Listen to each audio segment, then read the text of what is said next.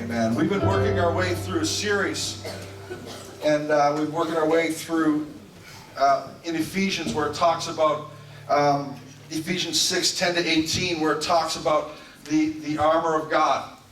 And we've kind of just been working our way through it. And so the first week we just talked just about an overview that the attacks of the enemy will come. How many have ever felt that? That the attacks of the enemy will come, and we need to be ready.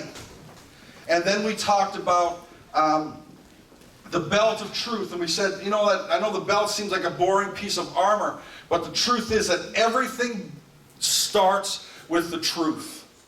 Everything is built off the truth. That's where the sword hangs. That's where everything is anchored by the truth in armor. And you know what? It's the same way in our life. If you don't know what you believe according to the Bible, then we can be sidetracked very easily. Then we talked about the breastplate of righteousness last Sunday. And we talked about how it's really important to remember that we don't go into the army, into the war to fight with our own righteousness, because our own righteousness, our own works are not good enough. That we have been given the righteousness of God to protect us. And so we've been just kind of making our way through. And today, so we talked about the belt of truth, the breastplate, or God's approval in our life. And it's really important for everyone to know and understand, when God looks at you, He doesn't see your sin. He doesn't see what He's delivered you from. He looks at you with the approval. My son, he has dyslexia, he has ADD, so he's got some memory issues. And so every time he bikes to his friend's house, so yesterday, I said, Noah, right before we left the room, right in his face, I said, Noah, when you get to your friend's house, call me. Please, call me when you get there.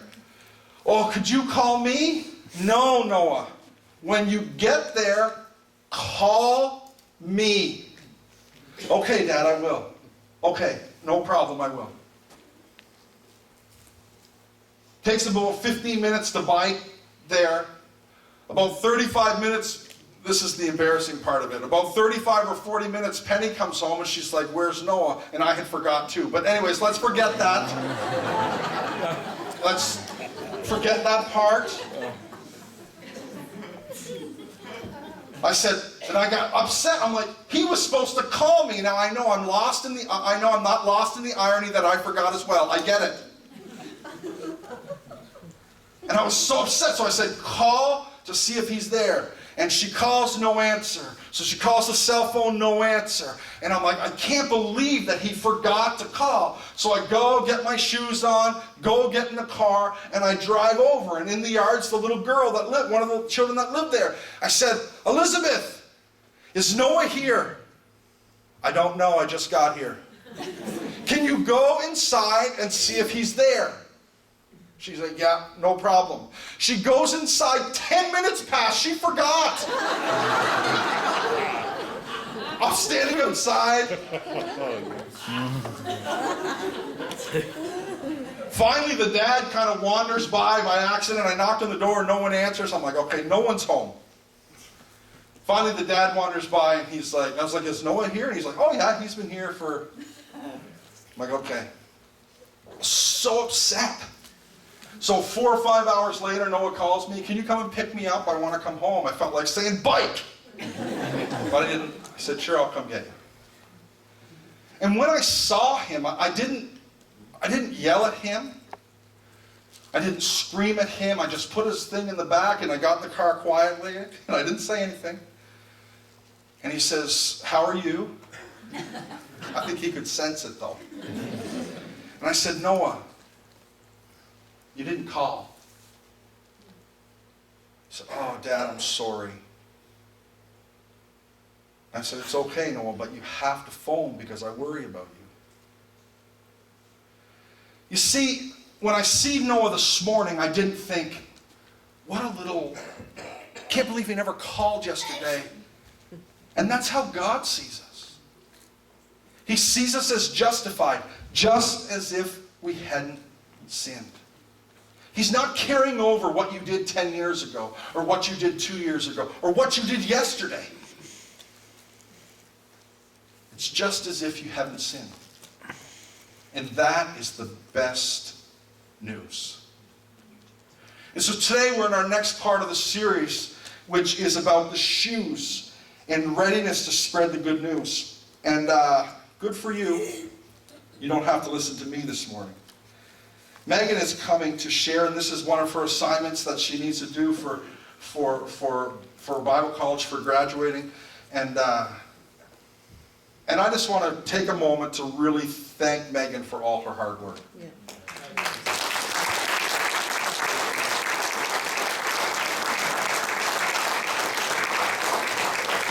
She's been here for a couple of months, and you know what? It's not easy to walk into a workplace, any workplace, knowing that you're only going to be there for 2 months, and just do the tasks and go above the call of duty.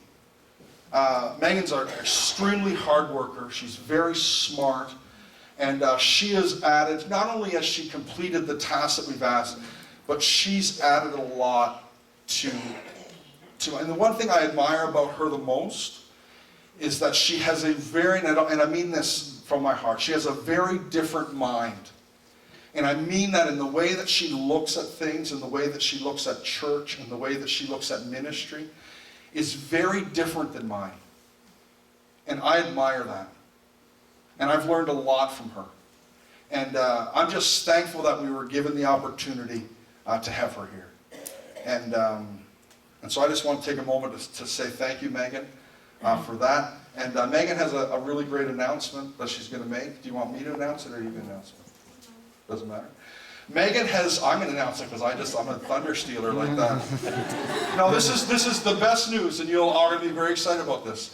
Meaghan has interviewed for 2 jobs in the Maritimes, ministry positions, and she has gotten them both. She'll be working, starting in late August, she'll be working at district office, being Pastor Jim's assistant for part-time. And the other part of her time, she will be Natasha's youth pastor. And so that's exciting news. And so she'll be starting the end of August at both of those positions. And we're really, really happy for her. So Meaghan, why don't you come? You have 4 minutes. No, just kidding. No. Good morning. Morning. He kind of stole half my thunder recapping all of the messages that we've done so far. The paper was in front of him, but it's okay, I'll forgive him. I'll kick off this morning. If we could throw up, there's nobody there, tries to make his way back, throw up this slide of a picture I came across yesterday. I was scrolling through Facebook, as I often do, mindlessly. Anyone else do that? Mindlessly scrolling through Facebook on their phone. And all of a sudden my attention was caught by this really bizarre looking picture, and it was an octopus, but it wasn't just any ordinary octopus, it was an octopus shoe. And I was a little bit confused, because why would an octopus be a shoe? Why would anyone want to do that? Why would anyone think to do that? Anybody else ever had the thought, maybe I should design an octopus shoe, like tentacles wrapped around your foot? It looks really uncomfortable. Unless someone thinks that's comfortable, I'm really sorry. I don't even wear heels. But it just looks like the most bizarre thing I've ever seen, and I just thought I would share that with you this morning, because today we're talking about shoes. And a particular pair of shoes, not these pair of shoes, but it'd be kind of fun to start off with probably the weirdest pair of shoes I've ever seen in my life. Anyone else? Yeah? Anybody want these pair of shoes? No. Good thing you didn't put your hand up, because people would probably look at you.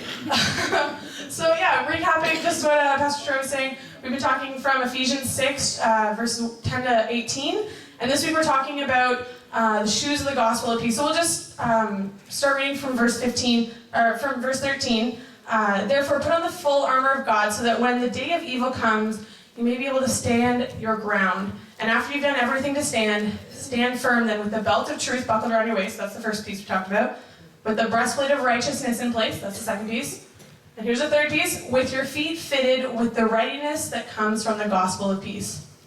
So we're talking about feet here. Feet kind of suggest two different meanings in this verse. The first is the image of these messengers carrying good news, because that's what the gospel is, good news. And the second is that good news is the foundation on which God's community stands, in spite of all that evil can do. So when we read that verse, we might ask also, what is the gospel of peace? Like, we hear about the gospel and the gospel of Jesus, and there's all these different terms that are with the gospel, the word gospel in the New Testament. Like, are there different gospels? Well, no, there's only one gospel, but there's different words associated, like I was saying, with the gospel in the New Testament. There's the gospel of the kingdom, the gospel of Jesus Christ, the gospel of the kingdom of God, the gospel of the grace of God, and the gospel of peace. And the gospel of the kingdom really summarizes all these others. So it's one gospel, just one. We're not talking about a different gospel. Same thing, the gospel you know. But we're calling it the gospel of peace here. It's called the gospel of peace here because it brings all sorts of peace. It brings peace with God, peace within ourselves, and peace with others. So peace with God. Romans 5:1 says, therefore, since we've been justified by faith, we have peace with God through our Lord Jesus Christ. Peace with God. Peace within. Our stability comes from a confidence about God being able to take care of us in our everyday life. And Philippians 4:7 says, and the peace of God, which surpasses all understanding, will guard your heart and minds in Christ Jesus. Peace within. Peace with others. Paul instructs people to live in harmony with one another. And Romans 12, verses 17 to 18 says, never pay back evil with more evil. Do things in such a way that everyone can see that you're honorable. Do all that you can to live in peace with everyone. So peace with others. So now, you're like, hey Megan, this is really cool that you're telling me what feet mean and what the shoes, or what the gospel of peace is, but like, we're talking about shoes, like, you know, that's kind of boring for spiritual armor and kind of unimportant, you know, like pull out the sword and convenient, but maybe not necessary, right? You're like, Megan, get to the sword, the you know, flashy, I want to jab things and I want to block things with my shield, and can we talk about the cool pieces of armor? But the truth is, what do we put on before we go outside? Shoes. Oh, this is great. We're already doing the back and forth. Okay. Why do we put on shoes? Protect our feet. Anything else? Keep our feet clean. Escape from the place that Satan is there and lots of. That's why you put on your shoes in the morning? Guys, Alma was here at 4 o'clock this morning. You're switching to spiritual on me. That's good. But we'll get there later. We're talking about, like, my shoes. Why did I put on my Birkenstocks this morning? Anything other than protection? Keeping our feet clean? Anything else? Any other thoughts? Going faster. Traction? That's a good one. Scott was reading my notes. To go somewhere? Yeah. Guys, you guys are getting them all. This is great. Okay, so obviously there's some kind of purpose in shoes. So we say, oh, they're kind of boring. They might, maybe not so important, but clearly there's purpose to wearing shoes. Okay, so we're going to get there. The truth is that Paul, who wrote this passage in Ephesians, he didn't just write about the armor of God. He actually wore it. So that's good. The people who wrote about it wore it. That's awesome news so far. Paul traveled far and wide declaring the good news of Jesus, and he found protection and strength in the knowledge of what God's gospel meant for him and for others that he shared the good news with. So his footing was always sure and unshakable, and he was prepared to carry the gospel wherever God sent him, even when he knew that wherever he was going, wherever God was calling him, it could lead to his imprisonment. People might not like him there. He could get arrested. He still stood firm because he was founded on God's good news. So we're going to talk today about shoes and what they do for us and why we need them, especially the shoes of the gospel of peace and why we need those, why they're important, why Paul puts those before the sword, why he puts them before the shield, really cool pieces of armor that we wish we had. So if you're taking notes today, number one is shoes protect our feet. So I have a story for you guys, because I really don't like wearing shoes. Like, I wear them because I have to, and it's like socially acceptable to wear shoes. People look at you funny if you walk around town with no shoes, right? Like, where are their shoes? So I don't really like wearing shoes, and when I was growing up, I didn't really like wearing shoes either. So I had this trailer park that I used to go to with my family, and I remember I was probably 7 or 8 at the time, and I went outside, and your parents were always like, put on your shoes before you go outside. I totally didn't listen. Went outside, I was walking around on the patio, and all of a sudden I had this shooting pain up the bottom of my foot. I was like, oh my goodness, what's going on? I'm dying. I'm 7 years old. I'm just too young to die. And so I sit down, call my parents over, crying. Probably not crying because I'm pretty tough, right? No, I was probably crying. Look at the bottom of my foot. A bee had stung the bottom of my foot. Has this ever happened to anybody else? Okay, we need to wear shoes more often, right? Okay, I thought I was alone in the world. Okay, it hurts, right? Yes. Yeah, you get the stinger in your foot and like, after it happens, like your foot's swollen, you can't walk on your foot. I'm 7 years old, I wanna run everywhere.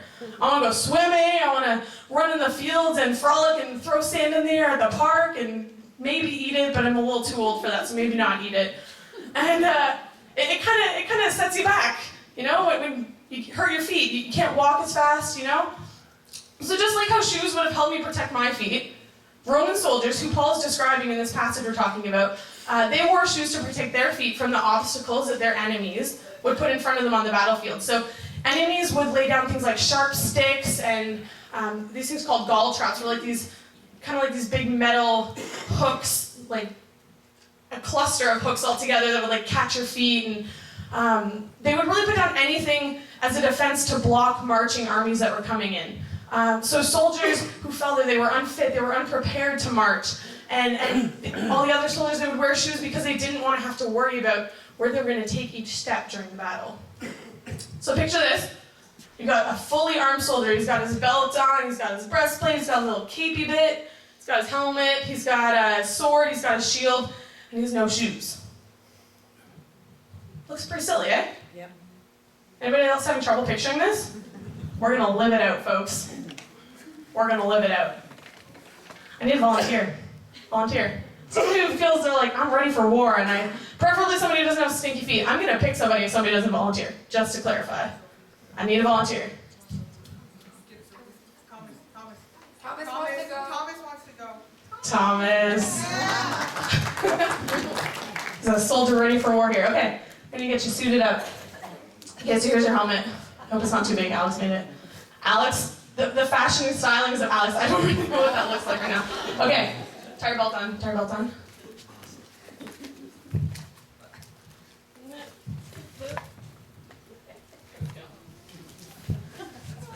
It's getting ready for war, folks. Don't laugh, this is serious.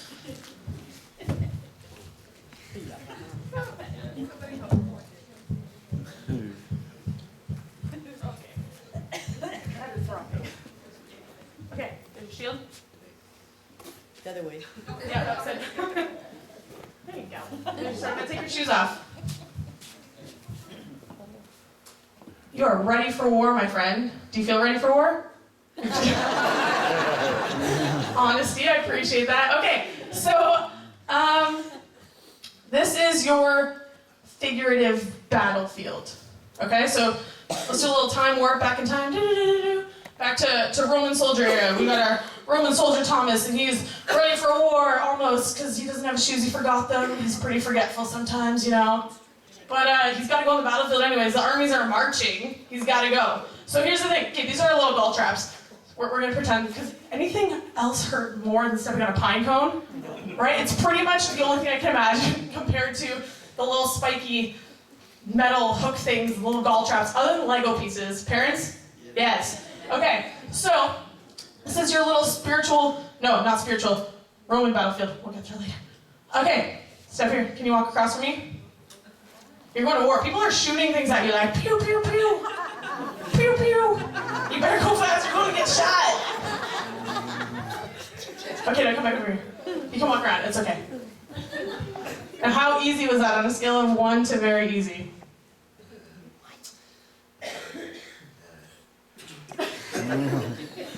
Was that easy or not? A two. A 2, okay, so not very easy at all. Okay, so now put your shoes on. You wore flip-flops, this is not the most helpful thing, but it'll work. Okay, now we're gonna try again. Got your shoes on, you're ready to go? Okay, try again.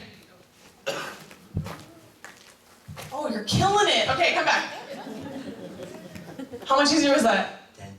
Oh, it's a 10. On a scale of 1 to easy, that was a 10. Okay, thank you, sir. You can lay down your armor. The battle has been won. Okay. So, it's a lot easier when he was wearing his shoes. Yeah. Shoes allow us to step freely without fear while we turn our full attention to the battle at hand. So he could focus on where he was stepping, or on the battle, because he didn't have to focus on where he was stepping. Make sense? Okay, so number 1, shoes protect our feet. Number 2, shoes help us to stand firm. Okay, so I have another story about my childhood for you guys. They're kind of funny, some of them. So anyone like soccer in this room? Wow, approximately 2 people. Okay, that's good. Well, I love soccer. Check out some of the FIFA games in Moncton. Pretty great. I played a lot of soccer growing up, and when you're a kid, your feet grow a lot, parents, yes? Like every 5 seconds, you're like, I just bought you new shoes. Okay, so you always need new shoes as a kid. And every year, I'd outgrow my soccer cleats without fail, and I'd have to wear regular running shoes until I could go and get new cleats. And so it always happened when I had a game or a practice on a rainy day. So I'd have to run on wet grass with shoes with like no grip on them, and I would slip everywhere and make a complete fool of myself. And I was like, I promise I'm really good at soccer, but no one would think that because I'm on the ground, like dirt stains everywhere and mud on my butt. And you always lose because like you can't help your team, so you feel like the biggest loser sitting on the ground, like I just want to play, but you can't. So the truth is that when you have no traction on your shoes, you have no chance. So Roman soldier sandals, they actually had spikes or like nails in the bottom of them to make them hold firmly onto the ground. And in the same way, God's good news and our mission to preach it needs to serve as our firm foundation. That needs to be what grips us in the ground. When life gets tough, when things come your way, grips you into the ground. You're not going to move, you're standing firm. So neglecting to put on the shoes of the gospel of peace leaves us with no traction or grip. So we're going to stumble, slip, fall, trip everywhere.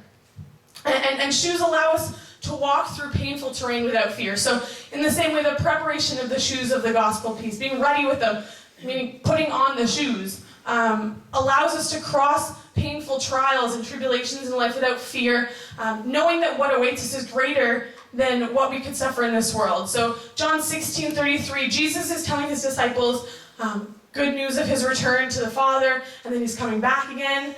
And verse 33, it says, I have told you all this so that you may have peace in me. Here on earth, you will have many trials and sorrows, but take heart because I've overcome the world.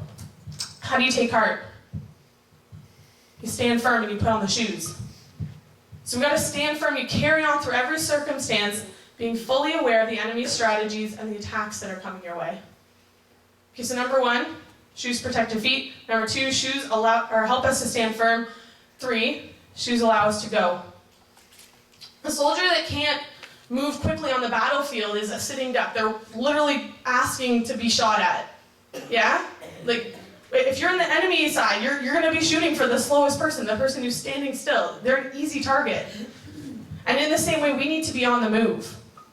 In the spiritual battle of life, we need to be on the move. Romans 10, verses 14 to 15 say, but how can they call on him to save them unless they believe in him? And how can they believe in him if they have never heard about him? And how can they hear about him unless somebody tells them? And how will anyone go and tell them without being sent?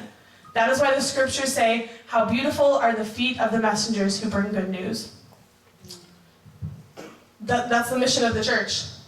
To announce the good news of God's kingdom, to spread his peace around the whole world. And that verse that passage in Romans is quoting is Isaiah 52, verse 7. How beautiful in the mountains are the feet of the messenger who brings good news, the good news of peace and salvation, the news that the God of Israel reigns. God instructs us to go and share the good news and to live a life that honors him. And we can't do either of these things effectively if we're constantly stumbling and slowing down and getting stuck in our spiritual walk. We need to be fitted with the shoes of the gospel of peace. So what's our take home here? We're talking about shoes. You're like, Meaghan, you told me a lot about shoes, but I already know I wear shoes. What do we take home here? Wear the right shoes. What we wear on our feet determines our stability and our mobility. Say that again. What we wear on our feet determines our stability and our mobility. The wrong choice of footwear can cripple us. It can slow us down. It can make us lose our step. And you think, do you wear flip-flops in the winter? Anybody? No. Especially not this winter, from what I've heard. Do you wear high heels when you go hiking? No. Has anybody ever done this? I might look down at you a little bit. I'm just kidding, I won't. But I've seen people do it. It's like, it looks painful. Like, they're just not the right fit. Do you wear rain boots on a sunny day? No. Not really. Some people wear their hunters because they're so expensive, I have to wear them every day to make them worthwhile. But here's the thing, we get sore feet when we choose our shoes based on appearance or fashion rather than comfort or functionality. When we want to impress people and look it in their eyes, and some people this means that they want to stand out, and other people that means they want to blend in. But either way, we're tempted to choose an inappropriate piece of footwear, which is unstable and immobile. It keeps us from moving and it gets us stuck. And when this happens, we walk each day more concerned about our appearance and our fashion, like what looks cool and what blends in with the world, than substance and integrity. And the world tells us that the shoes of the gospel of peace are uncool. They're like octopus shoes. Like nobody wants octopus shoes. They're like, you don't want those, they're octopus shoes. They're uncomfortable, they're not cool, they don't blend in, they stand out, people are gonna look at you funny. And it tells us that we should put on the same shoes as everyone else to blend in and to be whatever they define to be cool. But the truth is that when we choose our appearance or our fashion to meet our basic needs of acceptance and self-esteem, so basically when we let the world tell us what makes us feel good, we're vulnerable to spiritual attack and injury. So what's the appropriate footwear for the battle of life? The spiritual battle of life. The gospel of peace prepares us to deal with what life throws at us. So we're going to change the scene up a little bit. This is now our spiritual battlefield of life. Guys, the enemy is a liar. He's here to steal and destroy. He's here to steal and destroy all good things, and he'll throw anything in your way to make you stumble or get stuck, and you never know what's hiding under each rock. So we got into this rock here. We didn't know this before. We got into this rock. We've got rejection. Enemy's going to throw that in your way. We got this big jagged one here, envy. What else have we got, Alex? We've got worry. This big one. This is a big one, guys. This will weigh you down. We've got greed. Depression. Fear. Enemy's going to put all these things in front of you. What have we got next? We've got stress. We've got lust. The enemy's going to put all these things in front of you to try and trip you up. If your feet aren't fitted with the shoes of the gospel of peace, you're going to get slowed down by these bumps every single time. You'll have no protection, no traction. You can't stand firm, and you'll have no movement because you'll be stuck. The gospel of peace has to be put on and laced up, and it requires us to be willing to wear it every single day, just like we put on our shoes every day. So you might ask, how do I put on these shoes? Well, you have to prepare yourself to follow the Lord no matter what.